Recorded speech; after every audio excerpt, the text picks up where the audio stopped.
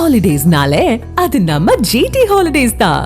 GT Holidays, South India's #1 travel brand. உச்சநீதிமன்றத்தில் கரூர் கூட்ட நெரிசல் தொடர்பான வழக்கு ஏற்கனவே உயர்நீதிமன்ற 2 அமர்வுகள் குறிப்பாக மதுரை மற்றும் சென்னை உயர்நீதிமன்றம் விசாரித்தது. அது தொடர்பான வழக்குகள்லாம் மேல்முறையீடாக சென்றிருக்கிறது.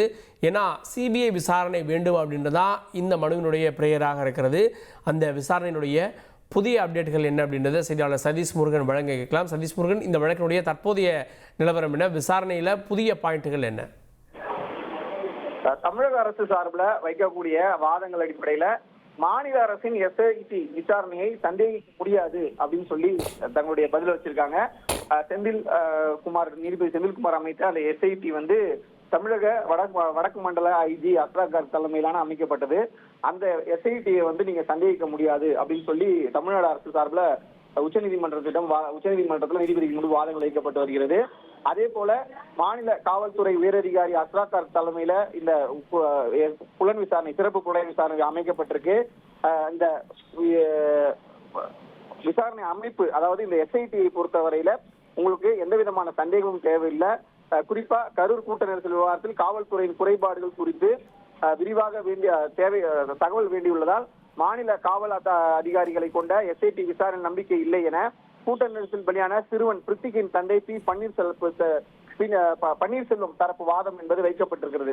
அந்த வாதத்துலதான் இவங்க என்ன சொல்றாங்கன்னா, மாநில அளவிலான வைக்கப்பட்ட இந்த எஸ்ஐடி மீது உங்களுக்கு சந்தேகம் வேண்டாம் அப்படின்றத சொல்லியிருக்காங்க.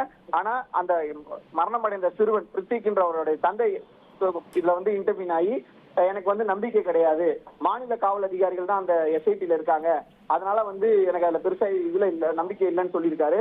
தற்பொழுது வரை கரூர் கூட்ட நெரிசல் விவகாரத்தை சிபிஐ விசாரிக்க வேண்டும். கூட்ட நெரிசலில் பலியான சிறுவன் பிரித்திக் தந்தை பன்னீர்செல்வம் வாதம் வச்சிருக்காங்க. இந்த பிரித்திக்கோட மறைந்த சிறுவன் பிரித்திக்குடைய தந்தையுமே சிபிஐ விசாரணை வைக்கணும் அப்படின்ற மாதிரி சொல்லியிருக்காங்க. தற்போது இந்த உணவு இடைவேளைக்கு பிறகு மீண்டும் விசாரணை தொடர்ந்து சொல்லப்பட்டிருக்கு. இந்த விசாரணையானது சரியாக ஒரு 12 மணி அளவு தொடங்கப்பட்டு 1 மணி நேரத்துக்கு மேலாக நடைபெற்று வந்த சூழல்ல உணர்வு இடைவேளைக்கு பிறகும் தொடர்ந்து பல்வேறு தரப்பினர் இந்த வழக்கை தாக்கல் செய்த தமிழக தவேகா தரப்பு, சிறுவனுடைய கிருத்திக்கின் தரப்பு, அதே போல தினேஷ் பொதுநல வழக்கு சார்ந்த தாக்கல் செய்த தினேஷ், தமிழக அரசு, காவல்துறையினர் அனைத்து தரப்பு வாதங்களும் உணவு இடைவேளைக்கு பிறகு தொடரும் என நீதிபதிகள் தெரிவித்திருக்கிறார்கள். இந்த வழக்கினுடைய விசாரணை உணவு இடைவேளைக்கு பிறகு விசாரிக்கப்படும் அப்படின்னு உச்சநீதிமன்றம் தெரிவித்திருக்கிறது. சிபிஐ விசாரணை வேணும் அப்படின்னு ஒரு தரப்பும், குறிப்பாக இந்த வழக்கில் உயிரிழந்த பிரித்திக் அப்படின்ற சிறுவனுடைய தந்தை பன்னீர்செல்வம் சார்பில் வழக்கறிஞர் சிபிஐ விசாரணையை கேட்கிறாரு. தாவேக தரப்பு கேட்பது என்னென்னா, எஸ்ஐடி விசாரணையில் நம்பிக்கை குறைவாக இருக்குது அப்படின்றாங்க. அவங்க சிறப்பு எஸ்ஐடியை உச்சநீதிமன்ற தலைமையில் அமைங்கன்றாங்க.